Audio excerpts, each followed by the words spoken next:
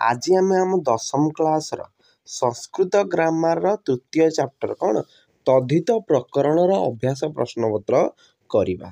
ताल एक नंबर आमको देछि एक पदेन अर्थम प्रकाशयत माने आम एक पदरे अर्थ प्रकाशित करवा। ये सब कौन वाक्य गुड़िकर ताल देख प्रथम कौन देछि इद मनयो अतिशयने षोलम यार कौन एक पदर कले षोलतरम।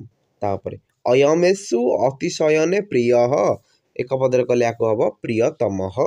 तापर भगिन्या अपत्यम स्त्री कौन भागिनेयी।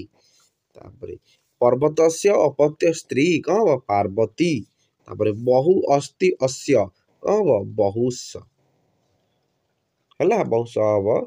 तापर दुई नंबर देछि अर्थभेदम दर्शयत माने अर्थभेद देखाय है।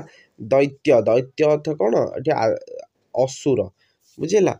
वन्यम वन्यम अर्थ वनजात हाथी सेमती हाथी आदित्य कौन हाथी आदित्य देवता वन्य वन जल ये सब होचंती कौन आम अर्थभेद ये सब। तापर 3 नंबर आमको देछि तद्धिता तद्धितांत पदानी व्यवहृत्य संस्कृत भाषाया अनुवादम कुरुत है अनुवाद करवा कौन धन धनत्वा लोको सुखी अटे अर्थवान सुखी भवति। 2 नंबर उत्कल उत्कल एटा है उत्कलर लोके धर्म पालन करती उत्कलिया धार्मिका।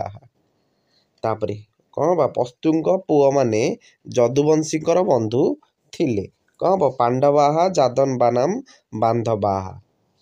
तापर 4 नंबर गुणत्वा छात्र समस्तंकर प्रिय कौन गुणवान छात्र सर्वेशम प्रिय।